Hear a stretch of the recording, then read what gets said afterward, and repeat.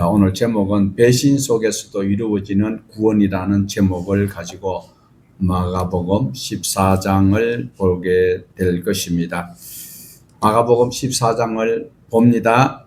예수님의 생애 가운데서 가장 어둡고 또 동시에 가장 영광스러운 그런 장면이 기록되어 있는 곳이 마가복음 14장입니다.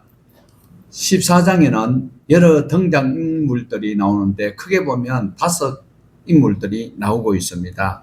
예수님을 죽이려고 하는 종교 지도자들이 있는가 하면 또한 우리 주님의 장례를 준비하는 향유 옥합을 깨뜨린 여인이 있기도 합니다. 반면에 예수님과 3년 동안 동고동락하였던 가장 사랑받았던 가룟 유다가 예수님을 배반하는 장면이 나오고 있습니다. 호언장담하였던 베드로가 주님을 모른다고 3번이나 부인하는 이런 장면도 14장 속에 있습니다.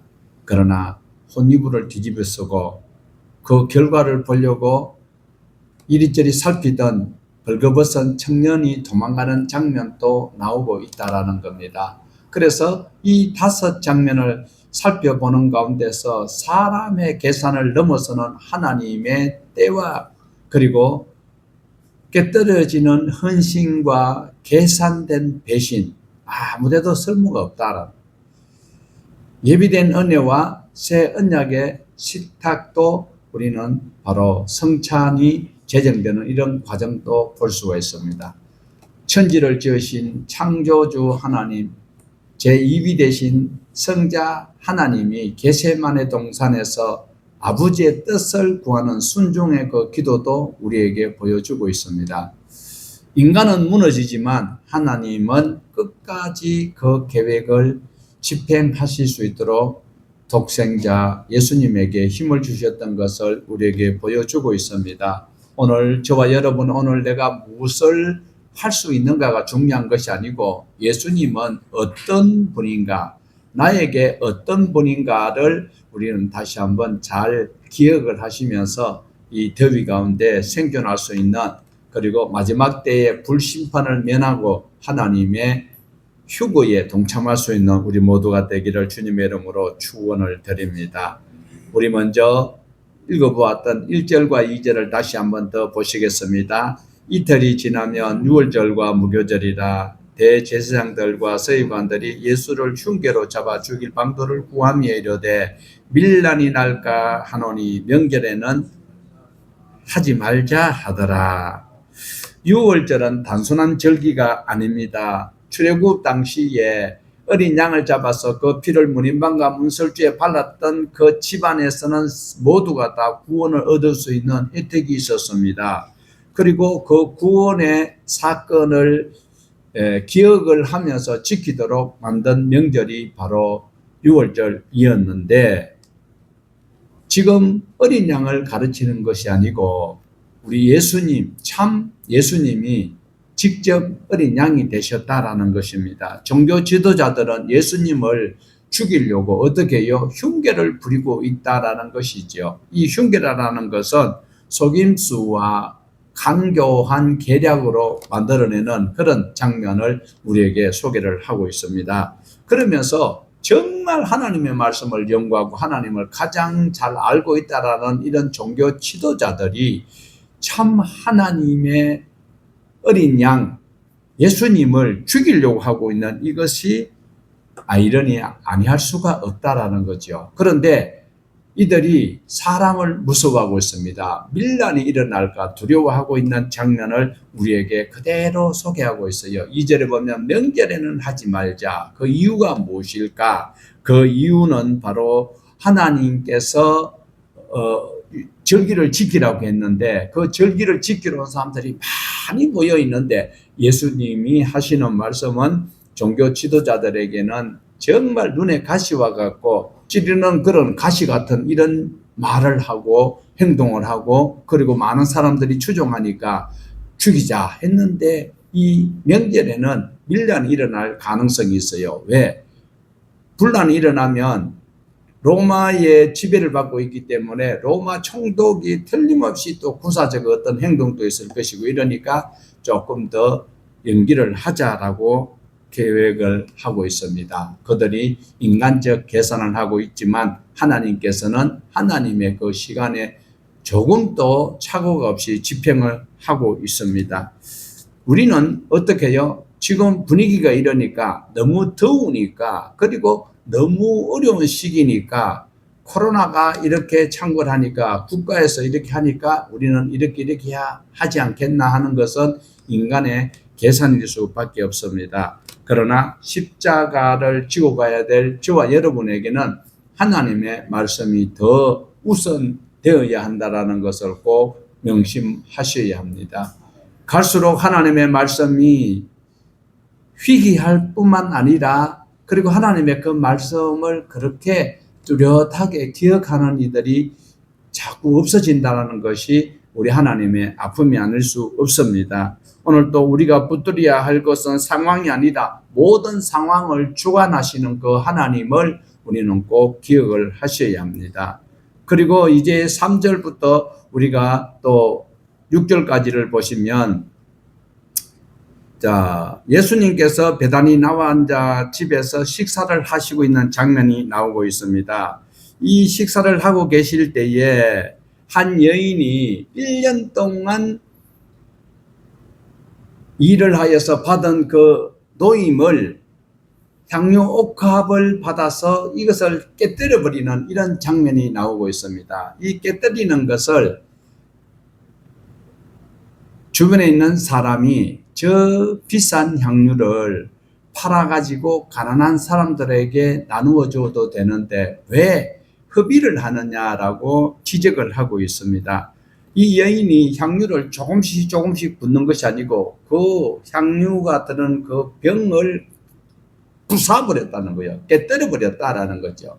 이 깨뜨려버리는 것은 다시는 그 옥합 병을 재활용할 수 없다라는 거죠. 그러니까 주님을 향하여서 완전히 전부를 다 드려버렸다라는 것을 우리에게 알려주고 있습니다.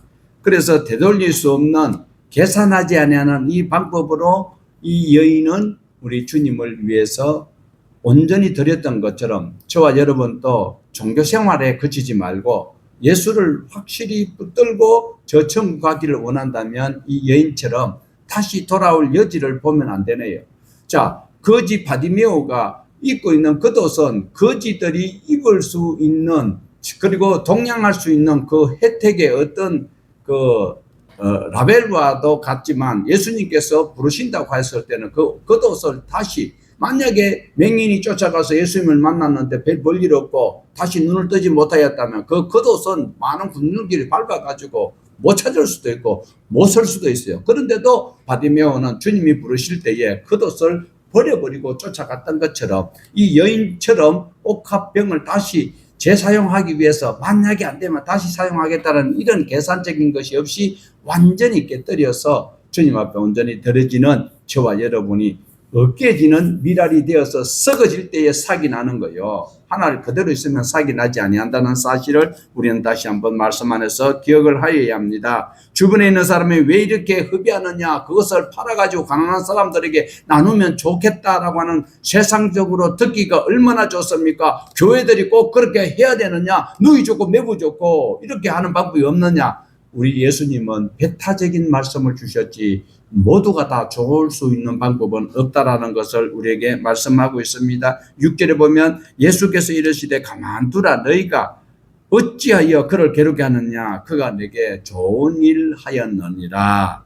좋은 일은 아름답고 고귀한 일이라는 것입니다. 사람들은 낭비라고 말하고 있지만 예수님은 아름다운 일이라고 평가를 하고 있습니다. 신앙은 사람들의 평가보다도 주님의 평가가 매우 중요하다라는 것입니다. 사람 눈치 때문에 교회 오는 것이 아니라 주님이 나를 사랑해 주시고 나를 구원해 주셨기에 그 주님을 나는 경배합니다, 찬양합니다, 예배합니다. 이 태도가 주님 보시는 중심에 우리의 헌신을 찾으시고 요구하고 계시는 것을 기억하여야 합니다.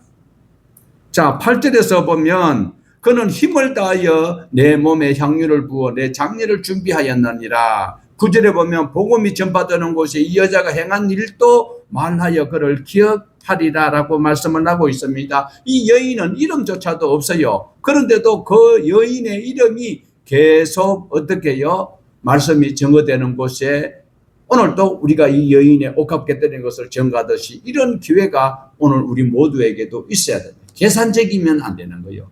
내가 헌금 얼마 드리면 하나님께서 내가 얼마를 채워주시겠지. 계산이 나오잖아요. 장모님 아시죠? 드리면 30배, 60배, 100배 부흥 강사들이 그렇게 울감먹고 있잖아요. 그 계산하면 안 된다라니까. 이 옥합을 깨뜨려버리고 온전히 주님 앞에 들어졌을 때에 우리 주님께서는 계산하지 않는 그를 사용하신다는 사실을 꼭 명심하셔야 합니다. 그런데 사람들은 그것을 비방하지만 우리 주님께서는 잘하였다라고 말씀하시고 계셨던 것을 우리는 꼭 명심하셔야 합니다. 그런데 비교되는 말씀이 있지요. 자, 우리 10절을 다시 한번 더 읽어보실까요? 12 중에 하나인 가룟 유다가 예수를 넘겨주려고 제사장들에게 가매 그들이 듣고 기뻐하여 돈을 주기로 약속하니 유다가 예수를 어떻게 넘겨줄까? 여기서 우리가 대조적인 것을 볼 수가 있습니다. 이 여인은 아무런 혜택을 바라지 아니하고 주님께 가장 귀한 것을 드렸는데 가룟 유다는 세상에서 가장 귀하신 주님을 세상에 팔아먹는 일이 생기고 있습니다. 한 사람은 사랑 때문에 주님 앞에 자기 전 재산을 깨뜨렸고 또 한 사람은 욕심 때문에 가장 존귀하신 예수님을 팔아버렸다라는 것입니다. 오늘도 헌신도 배신도 하루아침에 이루어지는 것이 결코 아니고 마음에 무엇인가가 이렇게 금이가 있기 때문에 유혹의 그런 기회가 사기트고 있기 때문에 그렇다라는 사실을 기억을 하셔야 합니다. 자, 12절을 우리 같이 보십시다. 12절 무교절 첫날 곧 6월절 양 잡는 날에 제자들이 예수께 여짜오되 우리가 어디로 가서 선생님께서 6월절 음식을 잡수시게 준비하시기를 원하시나이까. 자, 13절에 예수께서 제자 중 둘을 보내시며 이르시되 성내로 들어가라. 그리하면 물 한 동이를 가지고 가는 사람을 만나리니 그를 따라가서. 자, 여기서 돌발 퀴즈를 한번 내보겠습니다. 여기 이 사람이 남자일까요? 여자일까요? 이 당시에는 물동이를 가지고 물을 길는 것은 여성들의 몫이었어요. 그런데 여기에서 이 문맥에 보면 분명히 안드로포스라는 단어를 사용하고 있는데 사람이에요. 그리고 인간이에요. 그런데 이 전체적인 문맥을 보았을 때는 남자가 물동이를 가지고 가는 것이에요. 이것은 바로 6월절에 주님께서 그 잡수실 수 있는 그 처소를 표적으로 이렇게 주님께서 보시는 장면을 여기서 우리는 눈치를 챌 수 있습니다. 자, 그리고 한 가지 더 우리가 아이폰 말고 그 다음에 삼성폰은 무슨 폰이라 그럽니까? 안드로이드라고 하지요. 안드로이드가 무엇일까요? 안드로포스와 안드로이드하고 같은 동형은 아니에요. 그런데 안드로포스는 인간이에요. 사람이에요. 그러나 우리가 가지고 있는 이건 뭐라고요? 이것은 인간 비슷한 단어가 있어요. 그래서 우리가 안드로폰을 가지고 있는 것이 아니고 안드로포스. 하나님께서 어린 양이 죽어야 되는 이 6월절 그 예식을 지금 신약 시대에는 예수님이 직접 죽으시기 직전에 하는 이 예식을 예식 장소를 한 남자가 물동이를 가져가는 그 사람을 따라갔을 때 준비되어 있는 그 집이다. 제자들은 자기네들이 준비했는 것 같지만 벌써 보세요. 예수님께서 그 안드로포스 남자가 물동이를 가져가는 그 사람을 따라가라. 그러면 준비가 되어 있다는 거예요. 구약에서는 창세기 22장에 모세예요. 여호와 이레 준비되다. 자, 우리 18절을 우리 한번 보실까요? 18절 다 앉아 먹을 때에 예수께서 이르시되 내가 진실로 너희에게 이르노니 너희 중에 한 사람이 곧 나와 함께 먹는 자가 나를 팔리라 하신대. 자, 19절부터 21절까지 보십시다. 그들이 근심하며 하나씩 나는 아니지요 하고 말하기를 시작하니 그들에게 이르시되 12 중에 하나 곧 나와 함께 그릇에 손을 넣는 자니라. 인자는 자기에 대하여 기록된 대로 가거니와 인자를 파는 그 사람에게는 화가 있으리로다. 그 사람은 차라리 나지 아니하였더라면 자기에게 좋을 뻔하였느니라 하시니라. 자, 여기서 눈여겨볼 수 있는 것은 지금 식사를 하는 중에서 이 중에 한 사람이 나를 판다고 하였을 때에 제자들이 어떻게, 여기서는 우리는 긍정적인 면만 보십시다. 성경에서 말씀하고 있는 것은 어떤 의미를 우리는 장점으로 지금 이 시간 보려고 하는가 하면 제자들이 저 사람입니까? 이 사람입니까? 이렇게 지적을 하지 아니하였다란, 오히려 나는 아니지요. 저는 아니지요. 또 내가 아닙니까? 이렇게 여기서 우리가 눈여겨보셔야 될 것은 하나님의 말씀을 다른 사람을 판단하는 도구로 사용하지는 아니하였으면 좋겠다라는 것이 여기에서 바로 19절에서 우리가 참 적용을 하면 좋겠습니다. 21절에 보면 21절을 인자는 어떻게, 자, 우리 21절 다시 한 번 더 보십시다. 인자는 자기에 대하여 기록된 대로 가거니와 화가 있을, 그 사람은 차라리 나지 아니하였더라면 자기에게 좋을 뻔하였느니라 하십니다. 예. 자, 여기에서 십자가는 우연적인 사건이 아니다라는 것을 우리는 보셔야 합니다. 하나님께서 오래전부터 기억을 하셨어요. 그 근원을 올라가면 창세기 3장 15절까지 올라가야 되는데 여기서 보면 인자는 자기에게 기록된 대로 가거니와 인자를 파는 그 사람에게는 화가 있으리로다.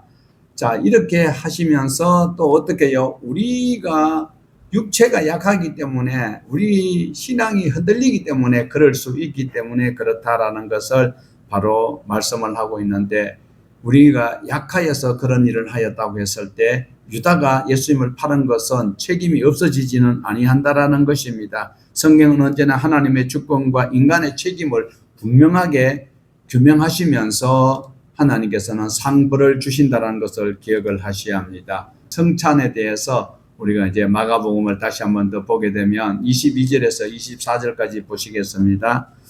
그들이 먹을 때에 예수께서 떡을 가지사 축복하시고 떼어 제자들에게 주시며 이르시되 받으라 이것은 내 몸이니라 하시고 또 잔을 가지사 감사 기도하시고 그들에게 주시니 이르시되 이것은 많은 사람을 위하여 흘리는 나의 피이고 나의 언약의 피니라. 축복, 하나님이 축복하시는 것은 아니다. 우리가 여기서 볼 때는 축복이라는 단어가 있지 않느냐, 그렇게 말씀하시면 안 돼요. 원어로 보시면은요, 율로게시스라는 단어는 바로 감사와 찬양을 드리는 것이지, 예수님께서 뭐 축복을 하셨다라는 이 단어를 안 썼으면 훨씬 더 좋을 뻔하였다라는 것을 저는 지적을 하고 싶습니다.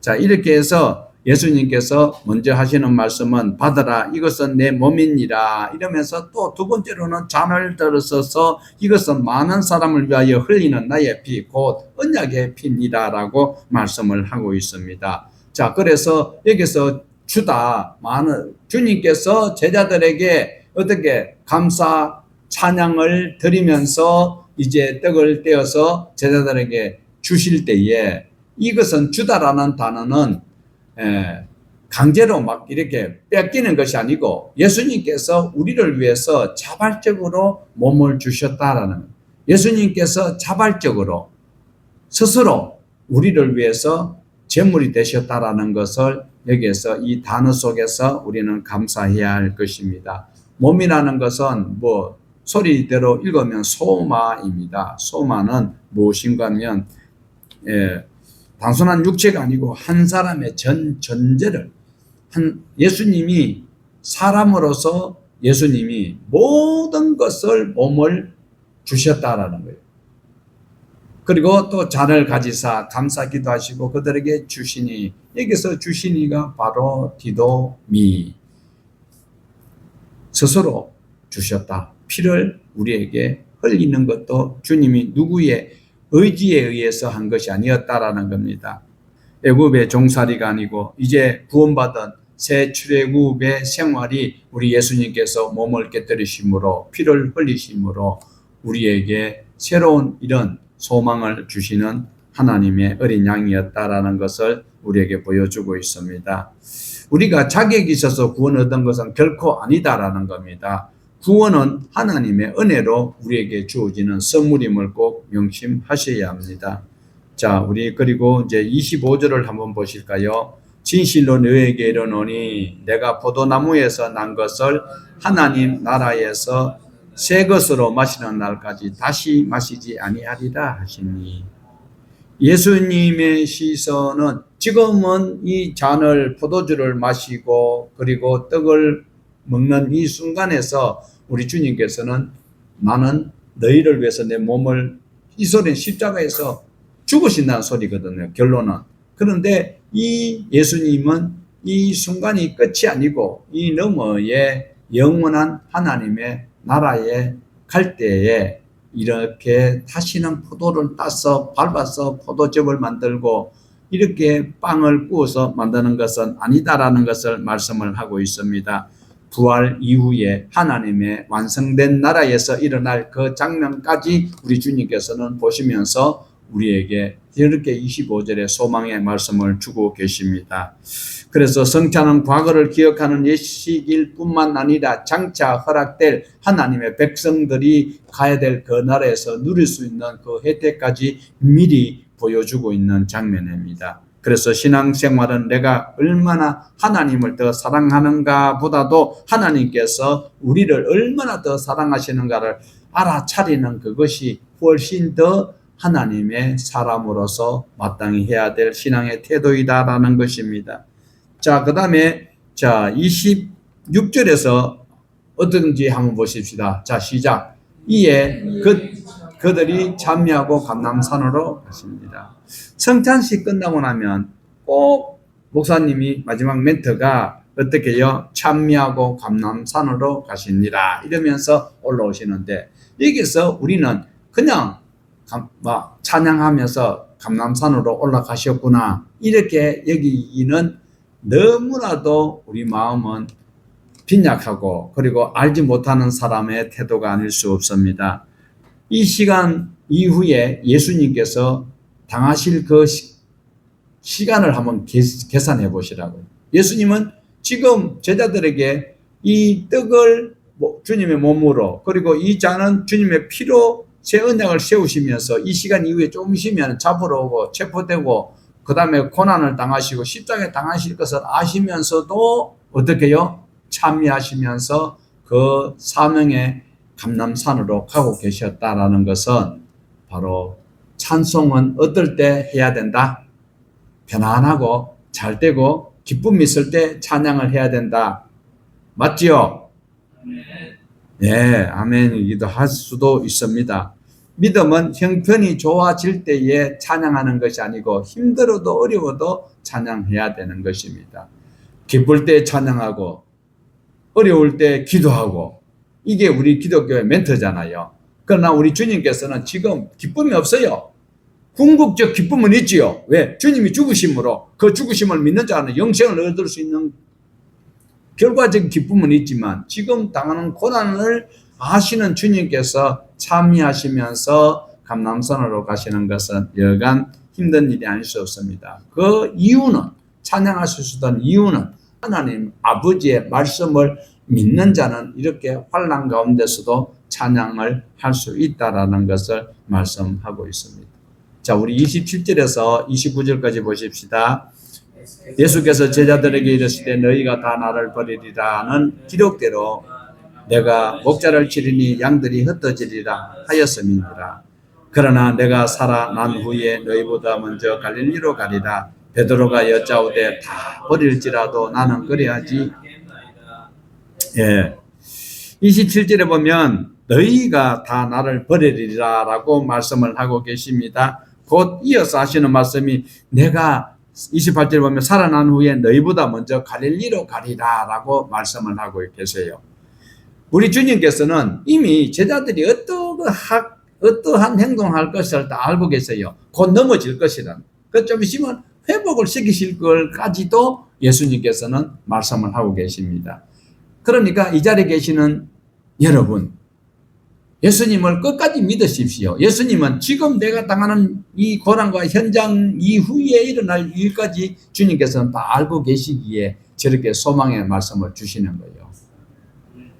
베드로가 고백하는 것이 무엇입니까? 다른 사람은 다 버릴지라도 자기는 절대로 버리지 않겠다라고 다짐을 하고 있는 이 고백. 자, 그러면 우리가 베드로가 다 버릴지라도 나는 안 버리겠다라는 이 고백, 그냥 거짓말로 했을까요? 아니에요. 이 당시는 틀림없이 자기는 주님을 버리지 않겠다라는 각오가 있었어요. 그러나 그 결단, 각오 가지고 신앙생활을 하는 것은 물론 필요하지요. 그렇지만 그 결단이 결과까지 연결 안 된다는 거예요. 왜요? 우리는 연약하기 때문에. 원수의 불화살을 막아낼 수 있는 하나님의 전신갑주를 입지 아니하는 저와 여러분은 바로 쏘일 수밖에 없고 맞아서 쓰러질 수밖에 없다는 것이 바로 여기에 있습니다. 그래서 가장 중요한 것은 자기 확신 때문에 망하는 그리스도인들이 많다니까요. 자, 여러분 하나님의 말씀을 믿습니까? 그 확신이 있습니까?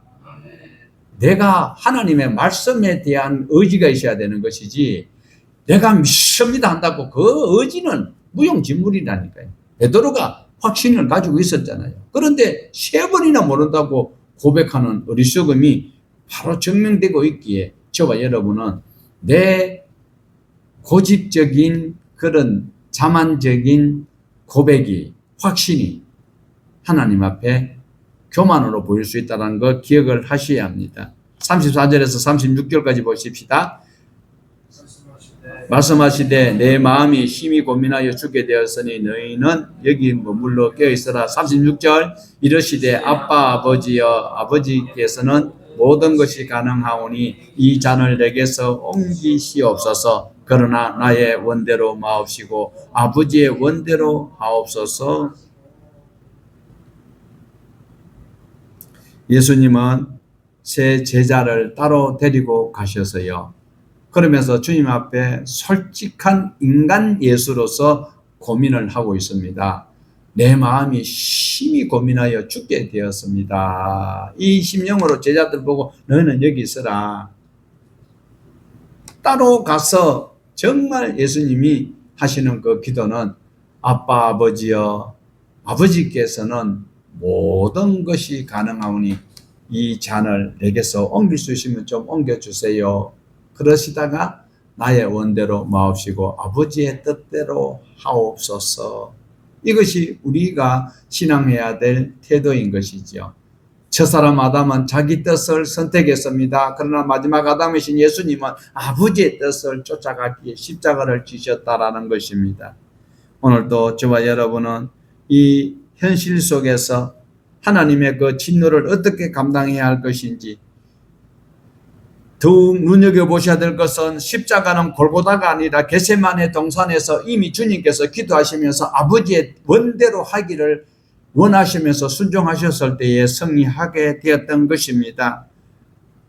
아담은 자기 뜻대로 보기에 보암직도 하고 먹음직도 한 그 과일을 아내가 주기 때문에 검증도 안 하고 그대로 먹어버렸던 그였지만 우리 예수님께서는 저와 여러분을 살리시려고 얼마나 어려운 결단을 아버지의 뜻에 맡기며 순종하셨습니까? 우리의 구원은 예수님의 온전하신 순종 위에 세워져 있음을 찬송하여야 합니다. 자, 이제 38절 보십시다. 시험에 들지 않게 깨어있어 기도하라. 마음에는 원이로되 육신이 약하도다 하시고 42절 일어나라 함께 가자. 보라 나를 파는 자가 가까이 왔느니라. 38절에 시험에 들지 않게 깨어 기도하라. 마음은 원이로되 육신이 약하도다. 이 말씀은 연약함을 핑계대라고 하는 소리는 절대로 아닙니다. 이 말씀 가지고 위로를 얻으면 안 된다는 말씀입니다. 자신의 연약함을 아는 사람이 자신을 믿지 아니하고 하나님을 의지하면서 깨어 기도할 수 있는 사람이 되도록 응용할 수 있는 구절이 돼야 되지. 무슨 말하면 아이고 나는 부족해서 연약해서 그런 소리는 우리에게 위로를 얻도록 하는 이 구절이 단어가 아니다라는 걸 기억하여야 합니다. 자, 제자들은 자기 결심은 있었습니다. 그러나 기도가 뒷받침되지 아니하였기 때문에 결국 그 시험을 통과하지 못하게 되었습니다. 우리의 신앙의 결심이 하나님 앞에 가까이 갈 수 있는 절호의 기회를 가로막는 그런 장애물이 될 수 있다는 것도 기억하여야 합니다. 우리는 기도와 말씀이 순종으로 연결될 때에 우리 신앙은 유지가 된다는 걸 명심하셔야 합니다. 3번 기도하신 후에 예수님께서 어떻게 하십니까? 이제 일어나라, 함께 가자. 시험을 칠 수 있는 그 시간이 다 끝나고 시험지를 이제 회수하는 시간이 되었다, 이 소리. 42절에 일어나자, 가자. 이것은 상황이 확 바뀌어졌다 소리가 아닙니다.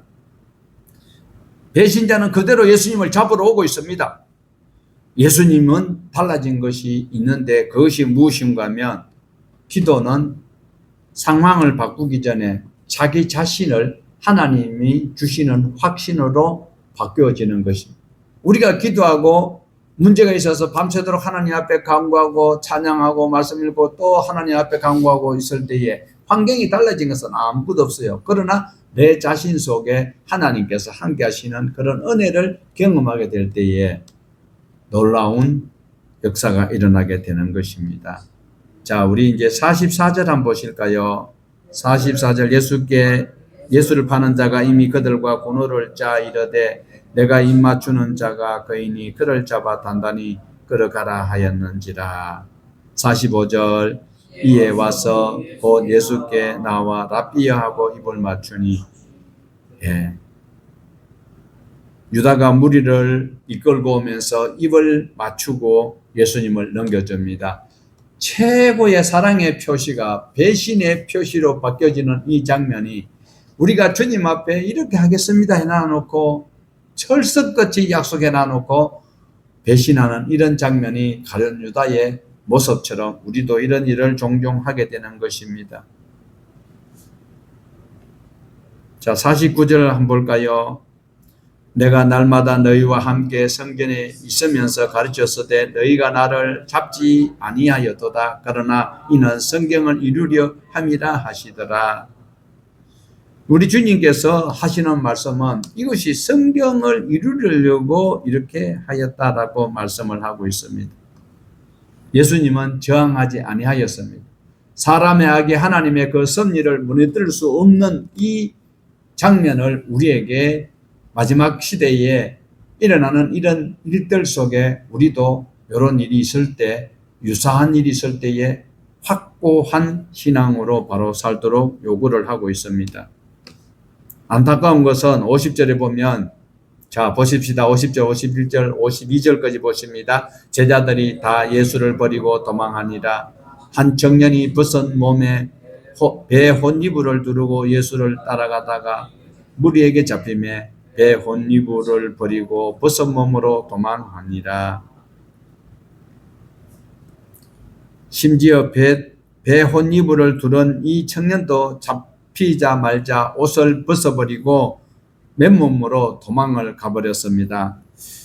홀로 남았던 분은 예수님밖에 안 계셨습니다. 사랑하는 여러분, 오늘 옷과 체면과 안전을 지키기 위해서 도망을 가야 되는 이런 제자들의 그 위기 속에 호언장담하였던 그들이 하나도 주님 곁에는 없고 주님만 홀로 외로이 남아 계시고 있습니다. 이때에 예수님은 홀로 어떻게 해요? 대제사장들 앞에 신문을 받고 있는 장면이 나옵니다. 자, 우리 61절에서 62절 보십니다. 침묵하고 아무 대답도 아니하시거늘 대제사장이 다시 물어 이르시되 네가 찬송받을 이의 아들 그리스도냐? 예수께서 이르시되 내가 그니라. 인자가 권능의 우편에 앉은 것과 하늘 구름을 타고 오는 것을 너희가 예수님은 담대하게 62절에 보면 내가 거니라 라고 말씀을 하십니다. 침묵을 해야 할 때는 침묵을 해야 되고 그리고 선포를 할 때는 선포를 하는 것이 우리 주님께서 우리의 사람들이 바로 해야 될 그 태도를 말씀을 하고 있습니다. 많은 사람들은 예수님을 죄인으로 취급하고 계시지만 하나님께서는 바로 예수님을 통하여서 이 땅을 심판하는 심판주로 인정을 하셨다라는 것 명심하셔야 합니다. 그리고 우리가 또 연결해서 보아야 될 것은 54절에 어떻게 되는가 하면요. 54절 보십시다. 베드로가 예수를 멀찍이 따라 대제사장의 집 안뜰까지 들어가서 아래 사람들과 함께 앉아 불을 쬐더라. 그러니까 이제 67절까지 연결되고 있는데요. 주님을 멀찍이 따라가면 이런 시험거리가 생긴다라는 것을 우리에게 말씀을 분명히 하고 있습니다. 가까이 가야 합니다. 예수님과 밀착돼야 될까요? 안전거리를 지켜야 될까요? 안전거리를 유지해야 박치기를 안 합니다. 우리 주님과는 안전거리가 있으면 안 된다. 베드로가 멀찍이 따라가다가 주님을 모른다고 3번 부인하는 그런 일이 생기고 있습니다. 그래서 71절을 좀 당겨서 본다면 나는 그 사람을 알지 못한다라고 호언장담하는 이런 대담함이 생길 수 있습니다. 자, 베드로가 3번 부인하는 장면을 우리가 눈여겨보셔야 되는 것은요. 자, 68절에서 71절까지 부인하는 장면이 나오거든요. 같이 한번 보시면 68절부터 봅니다. 베드로가 부인하여 이르되 나는 네가 말하는 것이 무엇인지 알지 못하고 깨닫지도 못하겠노라 하며 앞들로 나가서 70절 또 부인하더라. 조금 후에 곁에 서 있는 사람들이 다시 베드로에게 말하되 너도 갈릴리 사람이니 참으로 그 도당이니라. 71절 베드로가 저주하며 맹세하되 나는 너희가 말하는 이 사람을 알지 못하노라. 자, 저 표를 자세히 한번 잘 보십시오. 첫 번째는 무슨 말인지 모르겠다라고 말하고 있는 이것은요, 모호하게 회피를 하는 거예요. 요 또 국회의원들, 요 죄진 국회의원들 하는 꼬라지 같아요. 근데 위험한 자리를 벗어나려고 하는 소극적인 토피의 한 멘트였습니다. 그러나 두 번째 70절에 보면 두 번째 사람 앞에서 공개적으로 그 도당이다라는 이 소리에는 펄쩍 뛰는 장면을 볼 수가 있어요. 부인하는 것이 아니라 처음에 자기가 모호하게 거짓말했던 것을 바로 지키려고 더 큰 거짓말로 커지고 있다. 죄는 점점 더 깊어지고 더 무거워지는 장면을 우리에게 보여주고 있어요. 71절에 세 번째 갈릴리 사람이라는 증거 앞에서는 저주를 하면서 예수님을 이 사람이라고 말입니다. 예수님 보고 이 사람이라고 이야기하면 되나요? 그는 예수님을 이 사람이라고 말하고 있지만 얼마 전에는 뭐라고 그랬습니까? 주는 그리스도시요 살아계신 하나님의 아들이라고 고백하던 그 입술이 이렇게 연약합니다. 그러니까 내 확신 가지고는 안 된다니까요. 내 결단 가지고는 안 된다니까요. 이 시간에 말씀 들을 때는 그렇게 살겠다고 아멘 하지만 그 아멘이 끝까지 연결되도록 하기 위해서는 예수님을 바짝 달아붙어야 돼요. 그러지 못한다면 베드로처럼 이 사람이라고 주는 그리스도시요 살아계신 하나님의 아들이라고 고백했던 이 입술에서 이 사람이라고 이야기한다면 가룟유다보다 죄가 더 있다 없다? 베드로의 실패는 갑자기 찾아온 것이 아니었습니다. 말씀을 까먹어버리고 기도를 하지 아니하였기에 자신을 믿었기에 멀찍이 떨어졌기에 이렇게 3번 모른다고 부인을 할 수밖에 없는 저와 여러분의 모습인 것을 거울로 보는 것처럼 보아야 할 것입니다.